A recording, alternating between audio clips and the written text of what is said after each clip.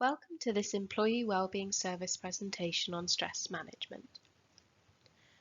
In this presentation, we will cover the science of stress and ways to manage our stress.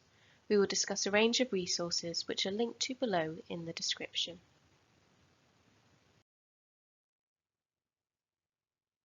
First, we'll consider what stress actually is.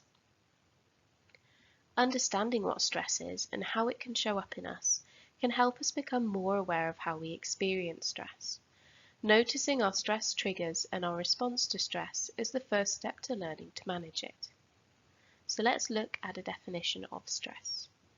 Stress is defined as an organism's total response to environmental demands or pressures, and stress in humans results from interactions between persons and their environment that are perceived as straining or exceeding their adaptive capacities and threatening their well-being. An important word to note here is perceived. It's important to remember that everyone perceives stresses differently and that everyone will react differently to different pressures. Some pressure can be helpful and motivating, but when this pressure becomes too much, we can experience stress. It's important to note that stress is not an illness, it is a state. However, if stress, whether personal and/or work-related, is prolonged, it can contribute to both mental and physical illness, for example, anxiety, depression, high blood pressure, susceptibility to frequent minor illnesses. Now, let's look at some possible signs and symptoms of stress. We have grouped these into emotional, cognitive, physiological, and behavioral signs of stress. Take some time to think about how stress presents in you. You may wish to pause the video while you consider this. It's important to remember that these are also potential signs of anxiety and/or depression, which may require slightly different interventions.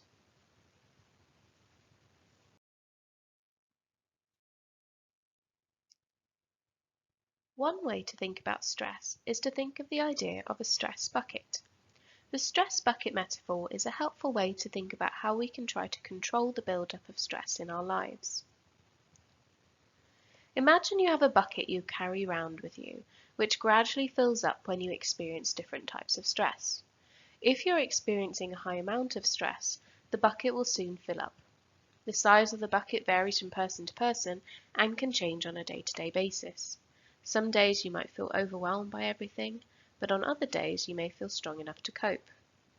Causes of stress can include work, family life, lack of sleep, financial issues, dealing with change, poor diet, mental health issues. As you can see from this diagram, the stress bucket has several taps at its base. The taps are different ways we can let stress out of the bucket so that the bucket doesn't overflow. The taps represent the activities you do which help to relieve your stress. For example, meditation, exercise, seeing friends.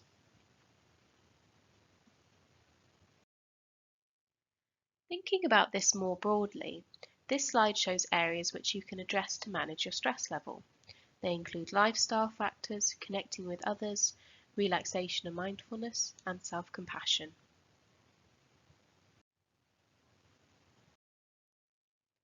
Now that you have an understanding of stress and how you tend to experience it, let's think about how we can manage it. We will start with lifestyle factors. While it might seem simple, lifestyle factors can have a massive impact on how we feel, both in our minds and our bodies. When we feel stressed, we may be experiencing what is known as the fight or flight response.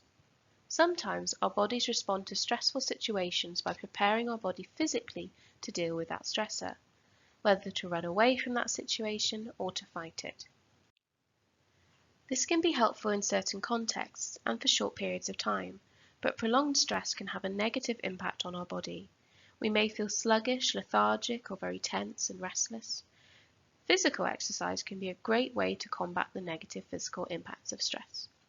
If we approach movement with self-compassion, rather than berating ourselves or trying to be perfect at it, exercise can help us to become more attuned to our bodies and our minds and redirect some of the energy generated by the stressful situation.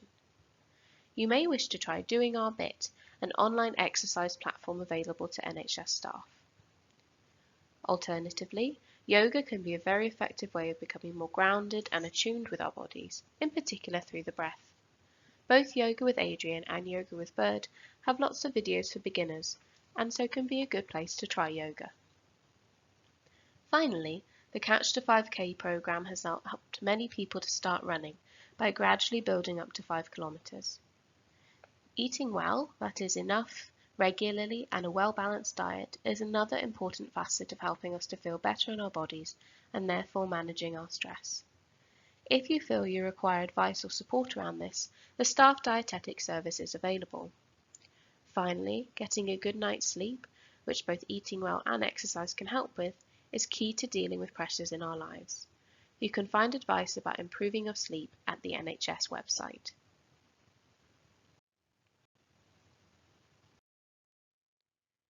An important part of managing stress is prioritizing rest and fun for ourselves.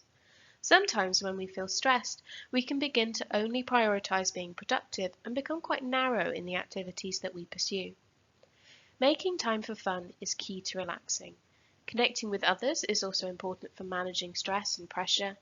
It can be a good time to offload, get a different perspective, or just enjoy the other's company and spend some time out of your own head.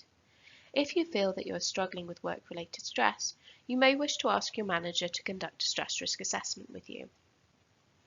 This is an opportunity to discuss your work and make a plan to reduce stress in your role. Finally, focus on what you can control and what you are accountable for. Sometimes we can add to our stress by worrying about things that we cannot control and take responsibility for things that are actually the responsibility of other people.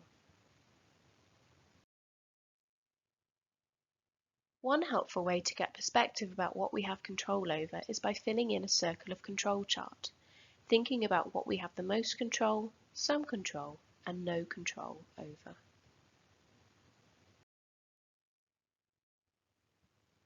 Another way to approach stress management is through mindfulness and relaxation techniques.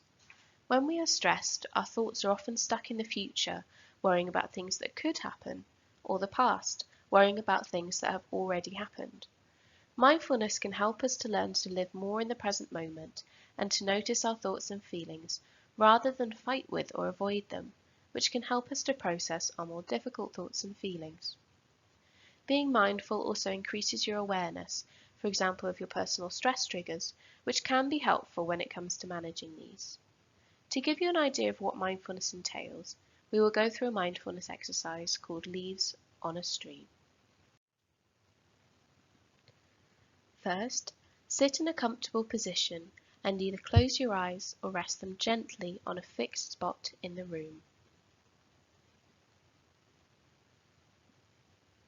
Imagine that you are sitting beside a gently flowing stream with leaves floating along the surface of the water.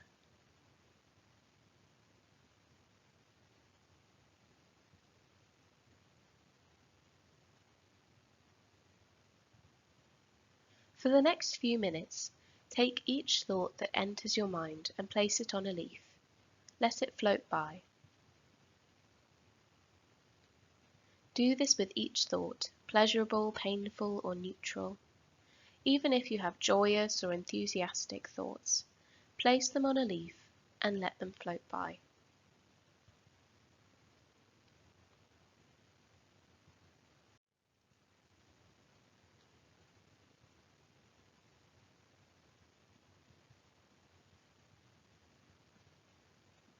If your thoughts momentarily stop, continue to watch the stream. Sooner or later, your thoughts will start up again.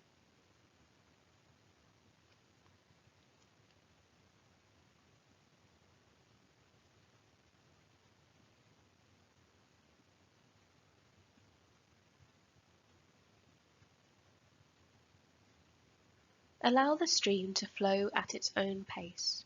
Don't try to speed it up and rush your thoughts along. You're not trying to rush the leaves along or get rid of your thoughts. You're allowing them to come and go at their own pace.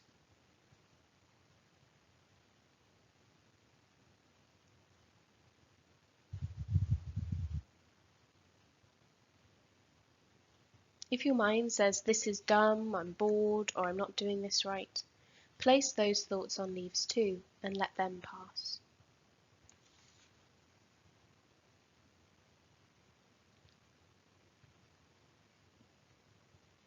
If a leaf gets stuck, allow it to stick around until it's ready to float by. If the thought comes up again, watch it float by another time.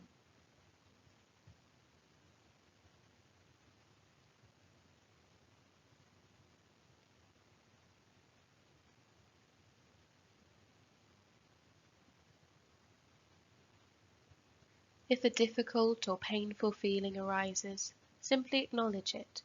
Say to yourself, I notice myself having a feeling of boredom or impatience or frustration. Place those thoughts on leaves and allow them to float along.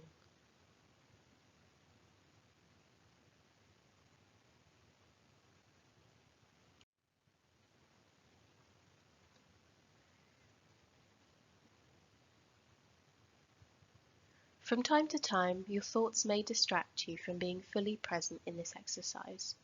This is normal. As soon as you realize that you've become sidetracked, gently bring your attention back to the visualization exercise.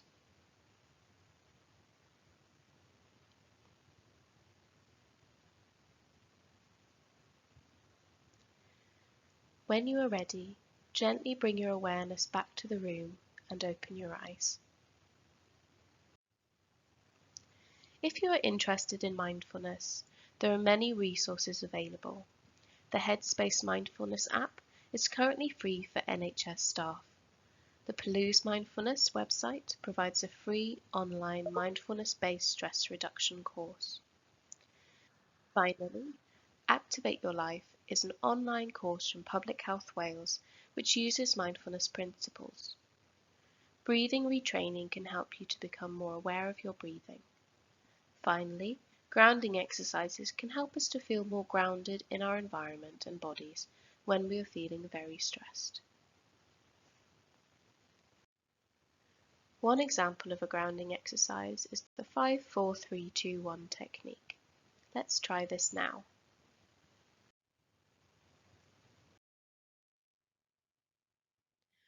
First, make yourself comfortable. Then, find 5 things you can see around you.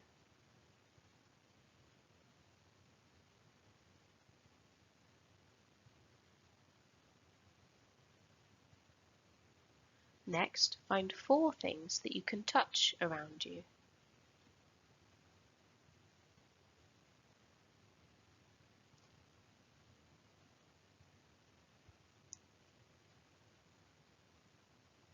Then, find 3 things you can hear around you.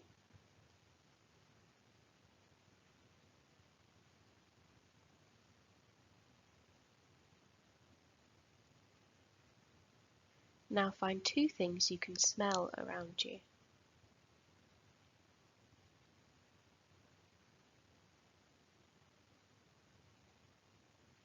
And finally, find 1 thing you can taste.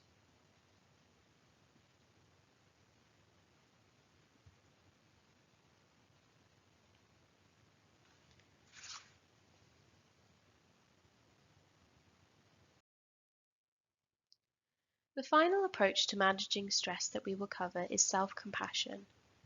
When we are stressed and anxious, it is often difficult to be kind to ourselves.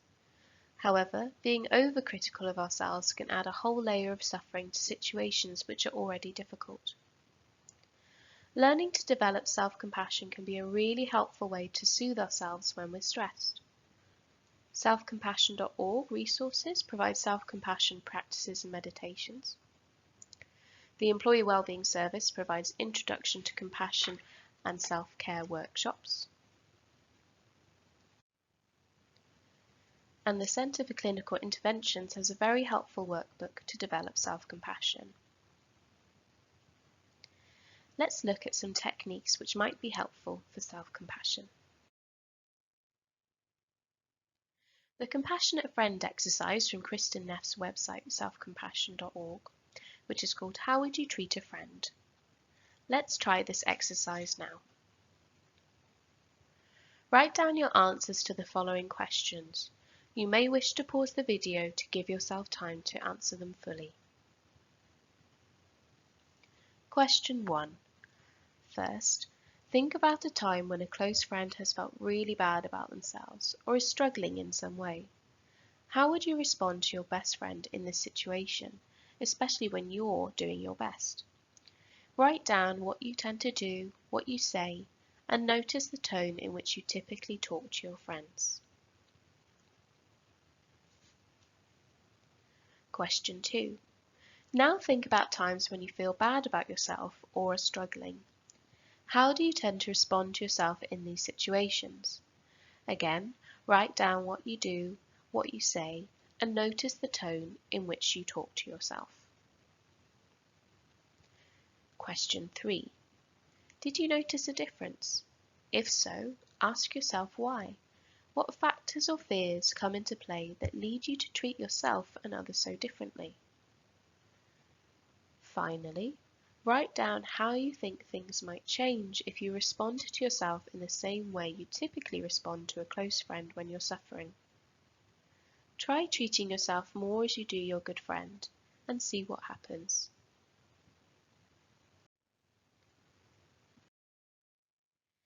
Now, let's look at another technique for self-compassion. When our thinking is self-critical, our internal self-talk can be very negative, disapproving, or scolding.